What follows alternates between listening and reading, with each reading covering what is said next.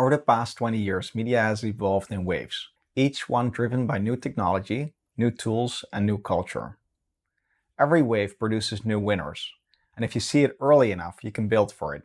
If you're late, you spend the next wave catching up. The first wave was user-generated content in the social graph. Facebook, YouTube, Twitter, blogs. Your identity became a feed and your friends decided what you saw. Content spread through connections, and that era built trillion-dollar companies. Then Instagram came along and made media creation effortless. Just point your phone, add a filter, and share it with the world. The algorithmic feed replaced the chronological one, and for the first time independent voices could reach millions of people without a studio, a publisher, or a distribution deal. But they also couldn't get paid. So the platforms tried to fix that through new ad models and partnerships. For the first time, you could earn money from your content, but it all depended on someone else's ad business. You were earning a living inside someone else's store, and the platforms controlled the shelf space, the foot traffic, and the rent. Then TikTok broke everything. The algorithm stopped caring who you followed and just decided what you saw. Which is amazing for discovery, but it's also terrible for building a real audience. You go viral on Monday and be visible by Friday. You have millions of views, but 0 subscribers. And now, those same platforms are failing the people who built them. When you post on Instagram today, only 4% of your followers will see it, and that number dropped 18% in a single year.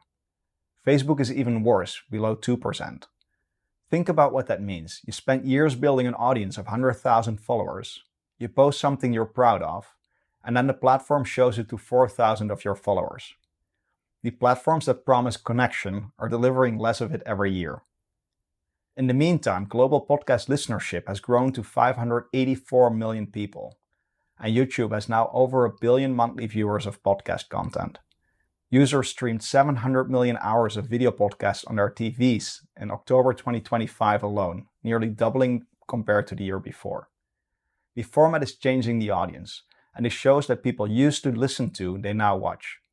Long-form direct, build on real relationships between a voice and the people who follow them, and the exact opposite of the algorithmic feed. The same social platforms that drove podcasts to video to grow reach and retention are now trying to catch up to YouTube and fight for long-form content.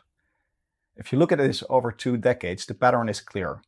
The format keeps getting richer, from text to photos to short videos to long video, and the distribution keeps getting more direct, from social graph to algorithm to direct subscription. The relationship between a publisher and the audience keeps getting deeper, from anonymous viewers to followers to paying subscribers. And now we're at the subscription pivot. This is the shift that has big impact because subscriptions don't just change how money flows. They change what gets made. When the audience pays directly, the incentives will flip. You don't optimize for clicks, you optimize for trust. And you don't chase volume, you chase quality and long-term relationships. The business model becomes the editorial strategy. Substack proved that this works. Over 50 writers earn more than $1 million a year on Substack alone. They have 5 million paid subscriptions and are growing. That's no longer just a niche, that's a viable business model for independent media. But Substack started text first and is now trying to catch up to video creation and distribution. On top, they make very questionable choices in the content they host and promote. YouTube is a $50 billion a year ad business. They can't pivot to direct subscriptions without cannibalizing the model that feeds them.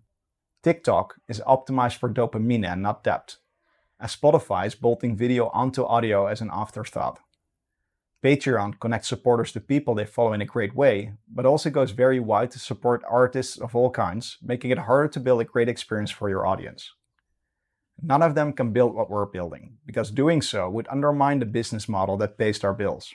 There was also another important accelerant for each of the winners in the past waves. Every platform that won did 2 things right. They combined a creative insight that made making content feel new, and a novel viewing experience that made people keep coming back. Instagram had filters and the feed, TikTok had remixing and the For You page, and YouTube had one-click upload and subscribe.